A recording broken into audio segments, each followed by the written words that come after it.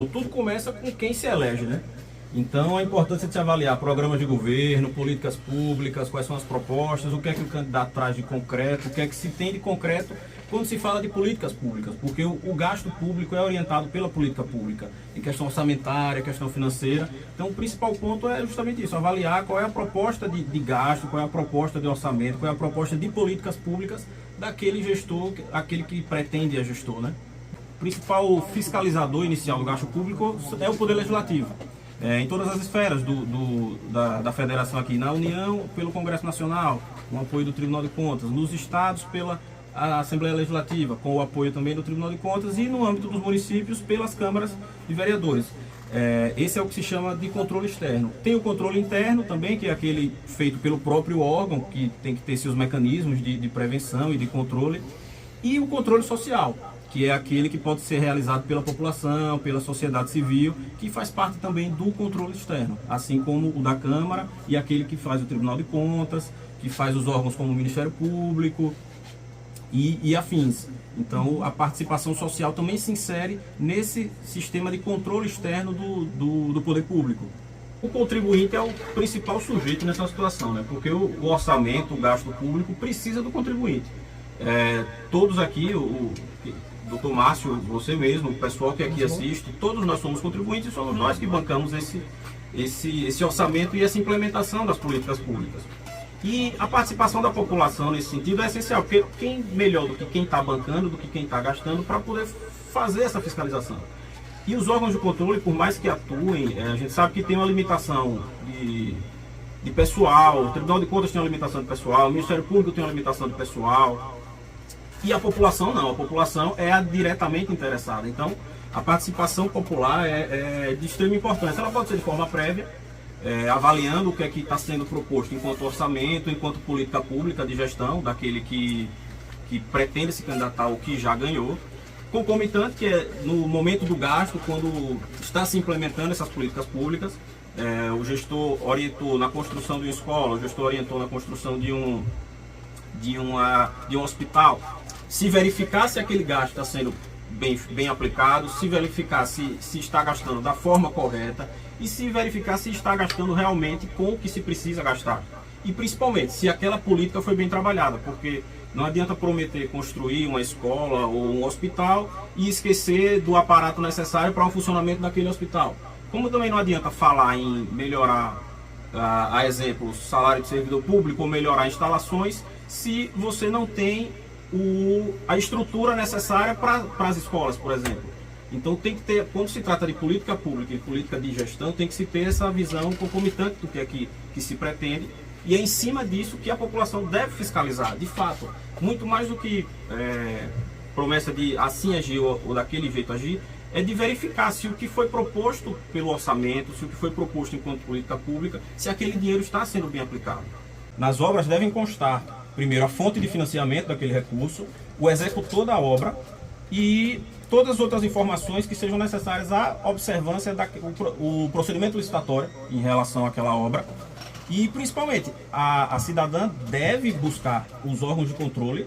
Inicialmente, ela pode fazer a reclamação na ouvidoria do próprio município, que os municípios, estados, qualquer ente da federação, são obrigados a manter suas ouvidorias internas, a receber reclamações dos cidadãos. E ela pode reclamar também nos órgãos de controle, como já citados, o Tribunal de Contas, que também tem atuação responsável, tem responsabilidade sobre essa fiscalização, principalmente relacionada a procedimentos licitatórios e obras e execuções, e no próprio Ministério Público do Estado aqui, que também disponibiliza o canal respectivo para receber denúncias, receber manifestações da população, e dependendo da obra, da verba que se utiliza, também o Ministério Público Federal. Qualquer um dos dois tenha, dentro das suas competências, tenha a responsabilidade por esse acompanhamento, por essa fiscalização. Faz parte dessa questão de fiscalização, de separação de poderes, esse jogo político, mas não se pode esquecer que a responsabilidade é primeira das câmaras da fiscalização do Executivo. Então, questões políticas à parte, ela tem que cumprir esse papel que a Constituição determinou que ela cumpra, que é a fiscalização do Poder Executivo. A Lei de Responsabilidade Fiscal foi um marco normativo de extrema importância, porque trouxe uma cara nova para a gestão fiscal no país. E uma alteração de 2009 inclui nela, justamente para evitar essa omissão de instituições e até para aumentar a participação popular nessa fiscalização, a determinação dos portais de transparência. Então, os municípios, o Estado e a União hoje são obrigados, pela Lei de Responsabilidade Fiscal, a manter esses instrumentos de transparência fiscal, de transparência de orçamento, em sites, claro, hoje com a modernidade, com tudo em sites eletrônicos. Então, essa documentação, tudo isso que se refere ao gasto público, tudo que se refere à implementação de políticas públicas, despesa com pessoal, despesa com licitação, com aquisição de serviços, bens, tudo isso tem que estar disponibilizado para a população. E nessa situação em que pode se verificar que não está sendo implementado devidamente essa fiscalização por qualquer dos órgãos, cabe ao interessado, ao munícipe, ao cidadão do Estado, a representação nos órgãos de controle cabíveis. Repito, ou o Tribunal de Contas, ou o Ministério Público do Estado, ou o Ministério Público Federal. E, em último caso, a gente tem também aquele instrumento da ação popular, que é um instrumento eficaz em benefício do cidadão, em que ele pode pleitear judicialmente, e aí você já foge um pouco desse controle externo, você vai para o controle de pesos e contrapesos, que é a participação do judiciário, e aí você provoca judicialmente, por meio da ação popular, a nulidade, por assim dizer, daquele ato que você verificou como lesivo para o patrimônio público, que você verificou como prejudicial, e aí é trazer também a intervenção do judiciário para esse controle, para essa fiscalização. Então, o interessante é que o primeiro ponto, a primeira linha de defesa e de fiscalização, de fato, é o Poder Legislativo. Então, independente de questões políticas ou discussões políticas, que também é salutar para o espaço democrático, o papel primeiro também a se cumprir é justamente o da fiscalização. Tudo hoje, com essa determinação de disponibilização, todos esses dados, Kleber, eles não podem ficar escondidos. Além da Lei de Responsabilidade Fiscal impor essa obrigação de disponibilizar esses dados, a administração pública tem que guardar eles. Um procedimento licitatório não está escondido. Um procedimento licitatório está lá arquivado na administração pública. E aí a gente tem outro marco normativo importante, que é a Lei de Acesso à Informação, a Lei Federal 12.527, que ela garante a qualquer interessado o acesso a esses documentos, mediante requerimento. Colocou a obrigação também dos entes públicos disponibilizarem canais para essas solicitações. E além dessas publicações, dessas divulgações, terem que ser publicadas no próprio sítio eletrônico dos municípios. Então, um pouco... Hoje não dá mais para dizer que não tem informação. Não dá mais para dizer. Licitações hoje são eletrônicas, pregões eletrônicos, tem que estar publicado em diário oficial. Então as informações, e isso tem que estar disponível à população, seja através da internet, seja na divulgação local, se é um município que tem uns recursos um pouco mais escassos e não tem como manter, porque a gente sabe que é caro essa questão de infraestrutura, mas tem que estar disponível. E se a pessoa desconfia, ou não digo nem desconfia, mas se interessa pela questão e quer fiscalizar, ela tem o direito de fazer o requerimento, e a administração pública tem a obrigação de entregar aqueles documentos, claro, salvo as exceções legais de sigilo, que são as exceções, salvo a questão do sigilo, mas o restante tem que estar disponibilizado, tem que ser disponibilizado e tem que ser entregue à população. Então o senhor considera um avanço as leis que obrigam os recursos públicos a serem disponibilizados aos cidadãos? Um avanço de extrema importância, e até o Tribunal de Contas aqui também trabalha com um índice de transparência desses portais dos municípios, dos municípios do Estado de uma forma geral, porque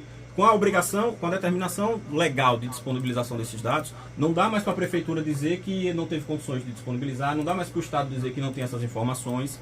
Então, por exemplo, no âmbito do Estado, você consegue consultar lei orçamentária, você consegue consultar uma consolidação de normas no site da Assembleia, e tudo isso tem que estar disponibilizado. Tudo isso tem que estar disponibilizado com fácil acesso, não é colocar termos de difícil entendimento para a população, tem que ser tudo disponibilizado de forma fácil, de forma acessível, e principalmente um requerimento formulado por um cidadão ou por qualquer órgão não pode deixar de ser respondido pela administração. Existem alguns critérios legais para se definir uma situação de emergência, de calamidade pública, em que seja possível a dispensa desse procedimento licitatório, né? A dispensa da sua realização.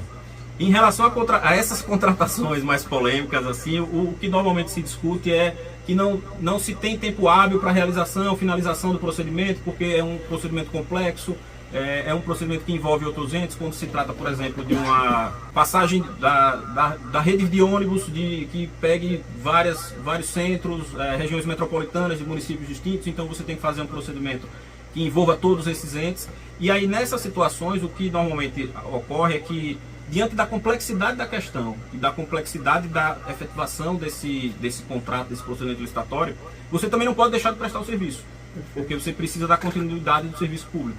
Então, enquanto você não consegue concluir esse procedimento licitatório, você precisa fazer a contratação emergencial.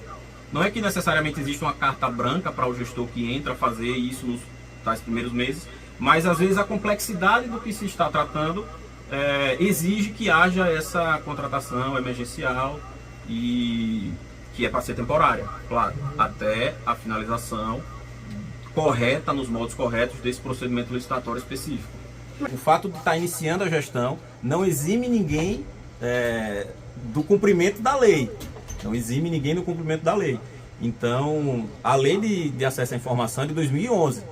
É uma lei que ela entrou em vigor, até por coincidentemente, ela entrou em vigor em maio de 2012 e completa 10 anos agora.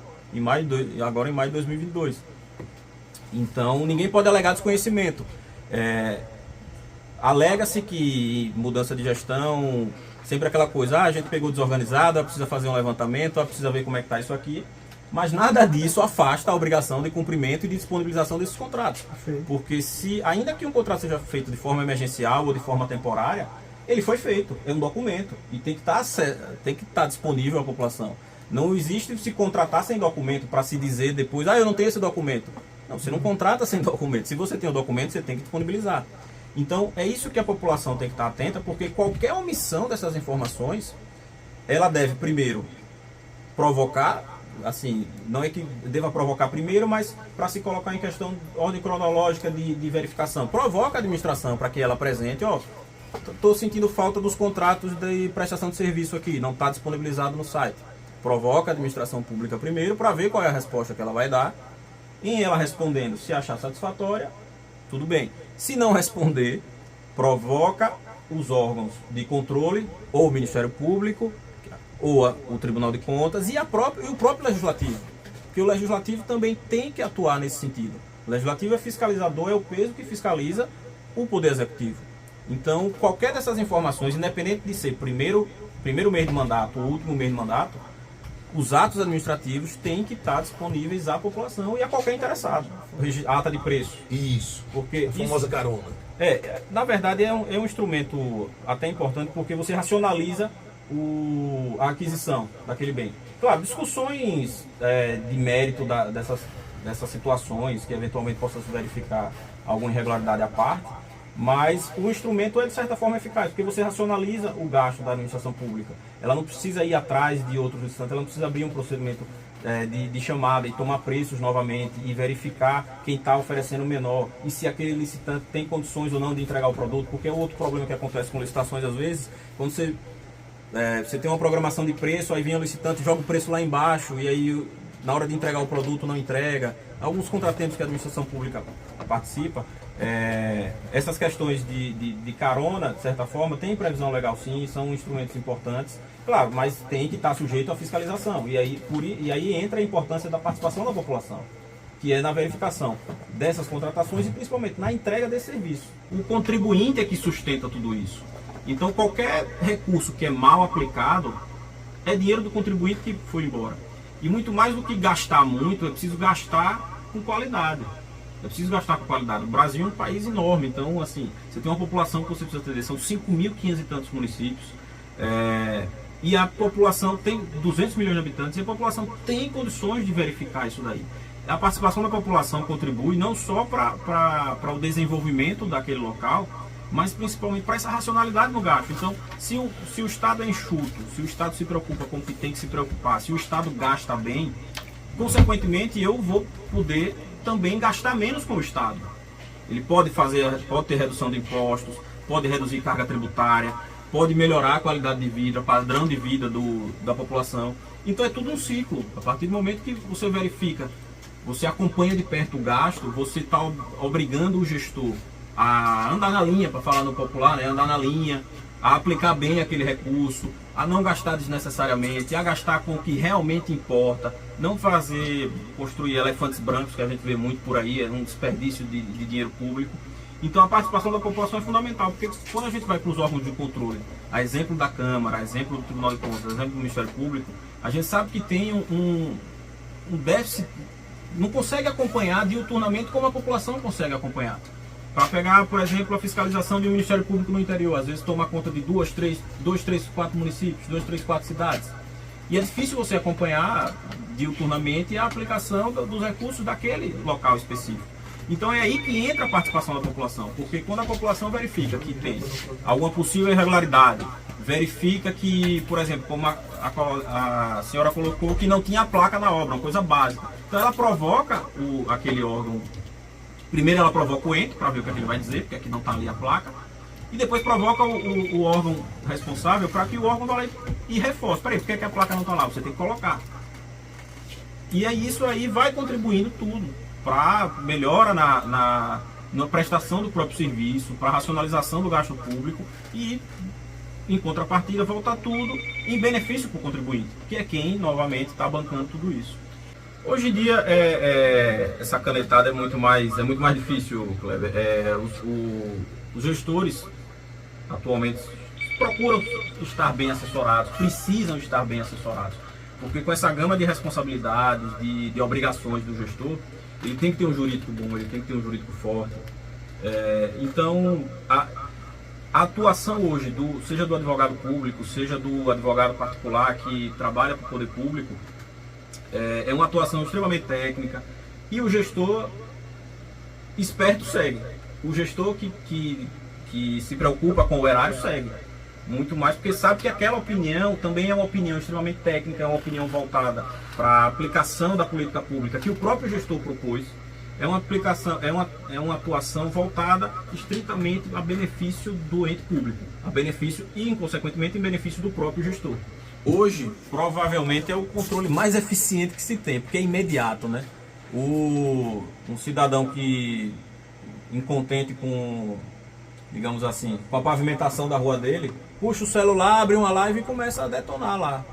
Isso aqui foi feito, como a gente vê às vezes acontecer, fizeram a obra aqui, não consertaram, deixaram desse jeito aqui, é aquela fiscalização imediata aí na hora ali. E dependendo da situação, a repercussão que se tem é imediata, muito grande, às vezes sai até daquele próprio objeto daquele local. Então, aliado a essas ferramentas legais de fiscalização, as redes sociais hoje são uma ferramenta de extremo poder nesse sentido. Porque, repito, no verificar imediato ali de uma situação atípica para a administração pública, como por exemplo, volto à questão da ouvinte da placa, ela abre o celular ali, tira uma foto, manda logo para meio mundo de gente, compartilha nas redes sociais, a prefeitura está fazendo uma obra aqui que não tem informações de quem está fazendo, de quanto está gastando, de como foi feito o procedimento licitatório. E isso tende a tomar uma repercussão muito grande e rápida, principalmente. Mais rápida do que o próprio judiciário. Muito mais rápida do que qualquer outro órgão de controle. E chega no judiciário. E depois chega. Os assessores estão ali no grupo, em redes sociais. Justamente, de repente uma prova produzida assim via redes sociais pode instruir muito bem uma ação popular, como a gente comentou aqui. E aí vai com prova robusta do que aconteceu. Porque, por exemplo, numa situação dessa em que tinham trabalhadores irregulares fazendo uma obra, aquela obra ali. Aí a pessoa produziu a prova na hora ali, filmou o pessoal, conversou com o pessoal, mostrou que tinha coisa irregular ali e fez a denúncia. Se a denúncia tivesse ido talvez para um órgão regular, no trâmite legal, quando fosse se verificar lá em loco, não ia estar mais aquela situação lá. Então essa imediatidade das redes sociais são de extrema importância e se aliam a esses outros mecanismos legais de fiscalização. É de extrema importância, assim como a imprensa também. Claro, os órgãos de controle têm que verificar legalidade, forma, se foi feito nos ditames que a lei determina, a exemplo de um procedimento licitatório, tudo isso. Mas a opção da política pública, a opção da sua implementação, a opção do que fazer ainda tem que ser do gestor. Seria os atos discricionários, né? Os atos discricionários, os atos de administração tem que ser do gestor. Porque primeiro a gente tem uma representatividade democrática. Então o gestor é quem foi eleito, assim como o parlamento é quem representa a vontade da população. E a definição do que é bom ou ruim